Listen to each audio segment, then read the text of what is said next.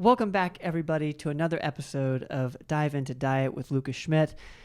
Lucas, how's it going, man? Good. We could talk about one of my favorite food groups. And I don't think you're alone on this. Yeah. Is there anyone out there that has a chocolate addiction, whether that's from all the way from your Hershey's to your delicatessens? I don't know. Ghirardelli, Ghirardelli, Godiva, all the fancy chocolates. Let's get out of here. Let's just go get some. I don't Yes. forget y'all. I'm just kidding. Where do we even start with chocolate? Where do we start? Let's start about how it's made. Talk about how it's made. I'm not gonna go too far into that because nobody cares. I just want to eat it. All right, you just be like, what can I eat? How much can I eat? But I think it's kind of cool. Though the cocoa bean is taken, I believe it's fermented actually. They pull out the beans, ferment them, and then they're roasted and then broken up. It's actually very complicated. How did we arrive at chocolate? Well, I watched a short like a how it's made thing about chocolate. Like, how did somebody discover this? What did we, maybe some animal was eating the cocoa plant and was like, woo! That's actually how a lot of things from South America originated.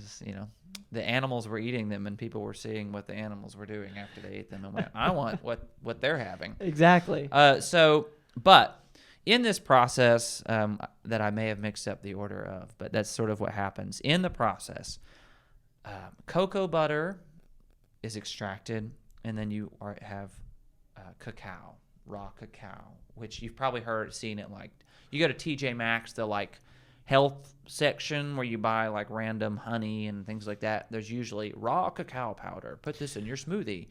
In percentages, like 80% cacao, 55% cacao. Right. When you're looking at chocolate bars, especially Ghirardelli, they'll put the percentage on the front. Mm-hmm. A lot of them do that now. I think Ghirardelli was one of the first companies to do that. Yeah. Most companies now should tell you what's the percentage of cocoa or cacao. So now, are those the same thing, cocoa and cacao? Not quite. Very similar, but not quite. So cocoa it's usually processed, which is called the Dutch process. You probably read on the back, it'll say 100% Dutch processed cocoa. It's just one little step in processing further. I don't remember if it's a heat treatment or some sort of chemical treatment. Not as severe as like bleaching or anything like that. It's still fairly good for you. It's not like, oh, cocoa powder sucks, it's terrible for you. No, it's just one further step.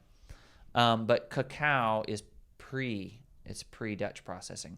You can consume cacao. You don't need that processing. What the Dutch process does is makes it more,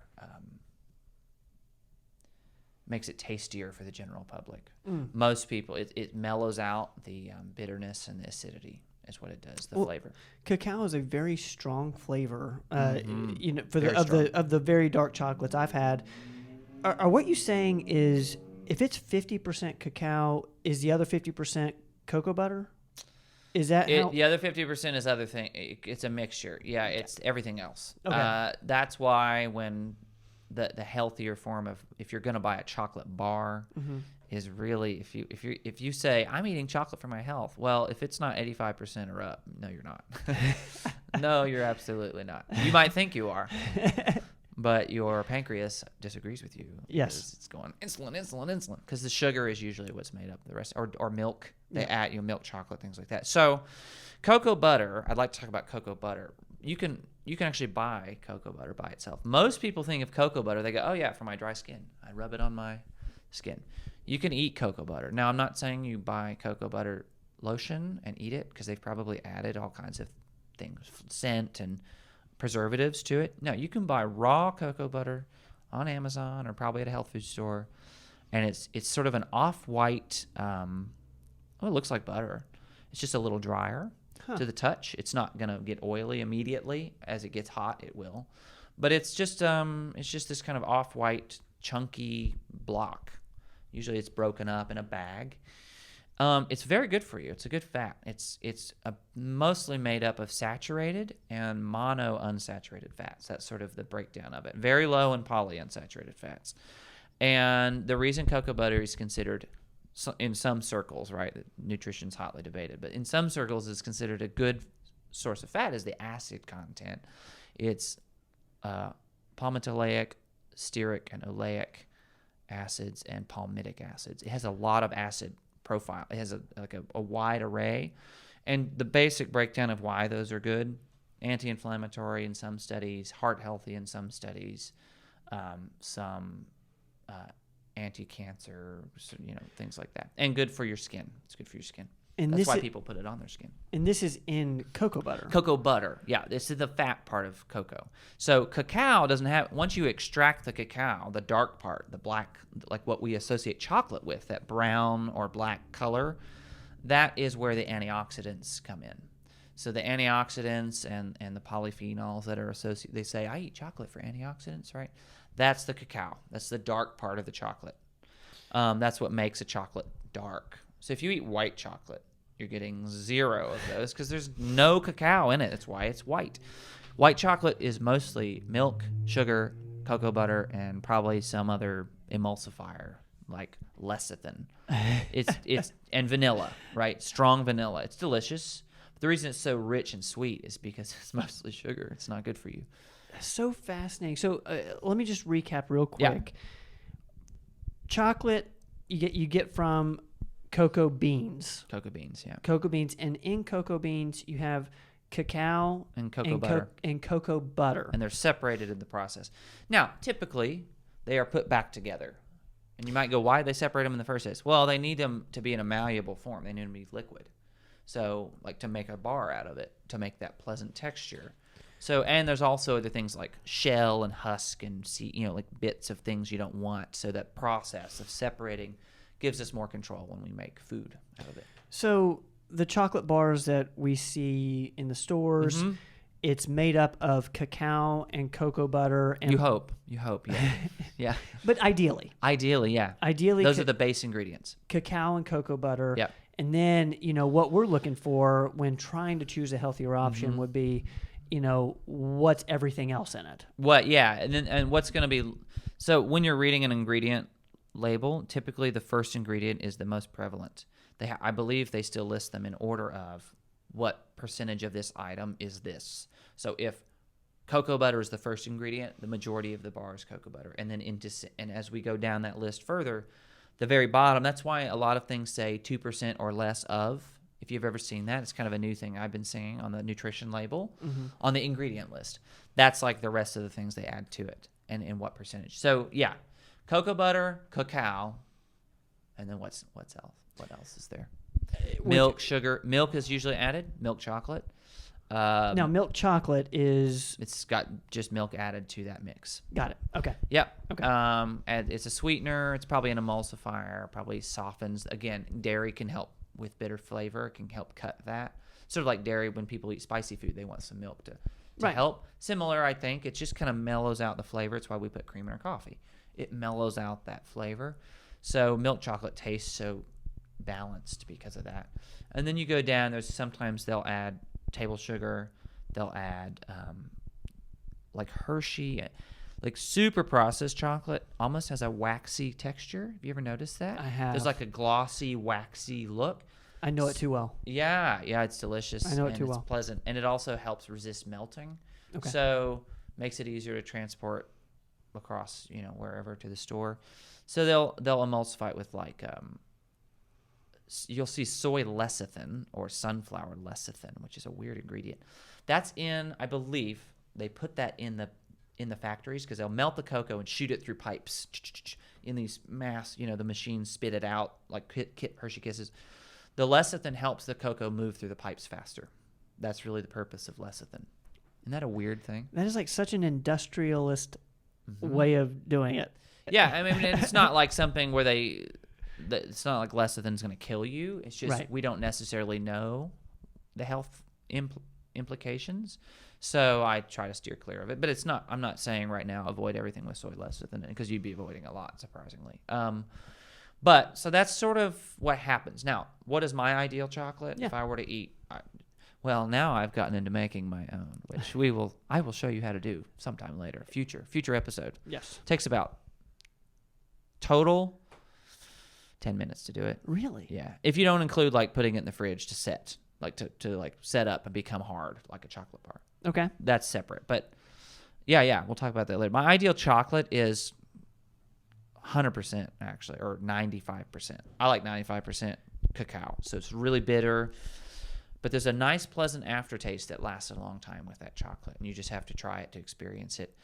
And the other ingredients aren't sugar. The other ingredients would be stevia or monk fruit as the sweetener, and cocoa butter. Now, I'm not going to say don't get milk in your chocolate again, but some people don't like dairy, and ideally, chocolate wouldn't need dairy, right? Like when I make mine, I don't add milk to it. I don't have to, and it's wonderful.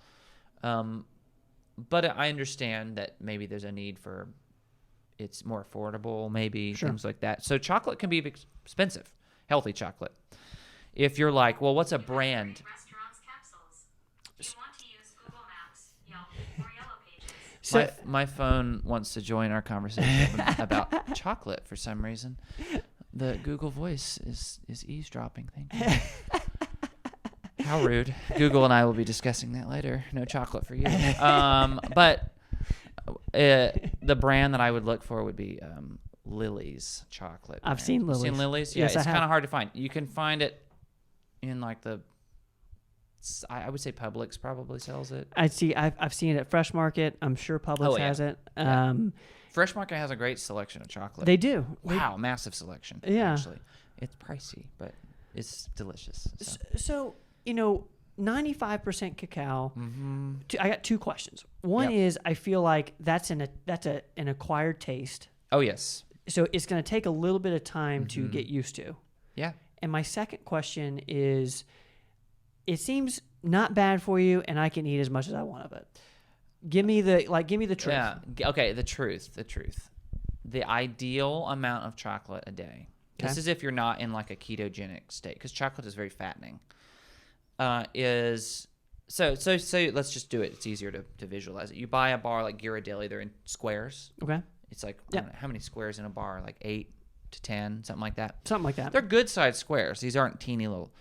If I bought a bar yay high, eat the top third or fourth at a time. If it's high in cacao and low in sugar, At a time, like meaning- in a day, Okay. that's the ideal serving. Now, like I'm in a ketogenic state today, so I can afford to eat more fat, saturated or whatever.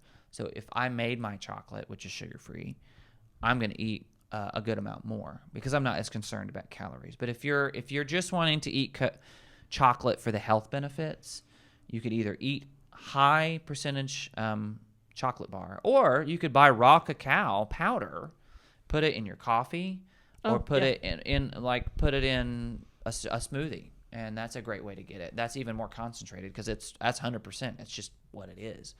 It's got trace minerals and iron as well. It's fun. And can you mention? I'm sorry. You asked about too much. I don't want to forget that. Too much. Yes. Too much. So if it's like raw cacao, it's kind of hard to get too much. There have been some studies to indicate it can be you can have some issues maybe with your liver or one of the vital organs, but you have to exceed a large quantity. It's like 4 to 6 heaping teaspoons. And cacao is strong. Like you don't need it. It's very a lot. Yeah. It's very potent. So, I mean, unless you're like getting one of those little cooking containers of cocoa or cacao and just dumping a third of it into your smoothie, which is way too much, 4 to 6 heaping teaspoons is plenty. Don't exceed that daily.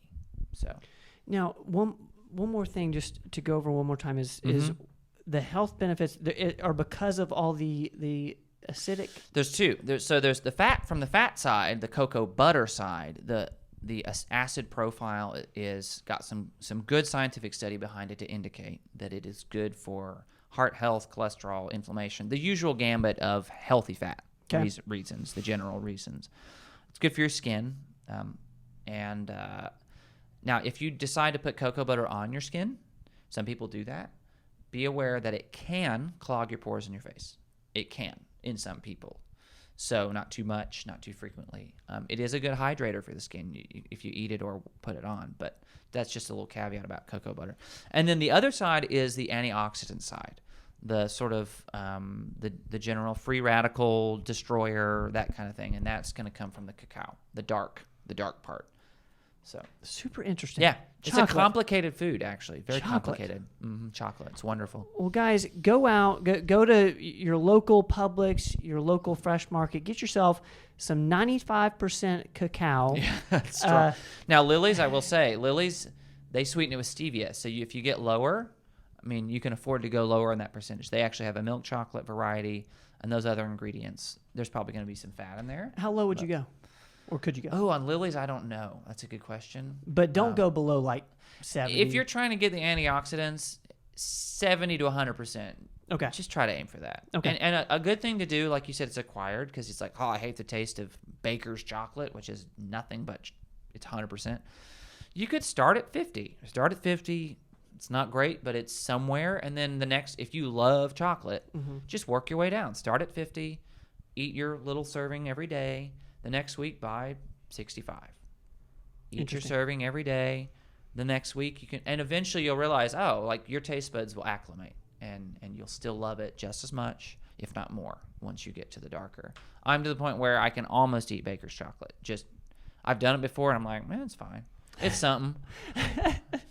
So Baker's chocolate, yeah, people, I'm, probably look crazy. I'm just like, it's so thick. I'm just like, yummy. I'm getting there. I'm like at 98%. I'm like, come on. So, yeah. Dive into chocolate. Chocolate, swimming guys. pool full of chocolate. Guys, show this to somebody. We're gonna honestly, this is a great dessert option once your tastes get acquired. Yes. Soon we're gonna have a video with Lucas going over the way he makes his own chocolate, which I'm super interested in. But Lucas, thanks for the time today, man. Thank you. Dive into diet. Don't go away, guys, because we'll be back next time. Don't go away.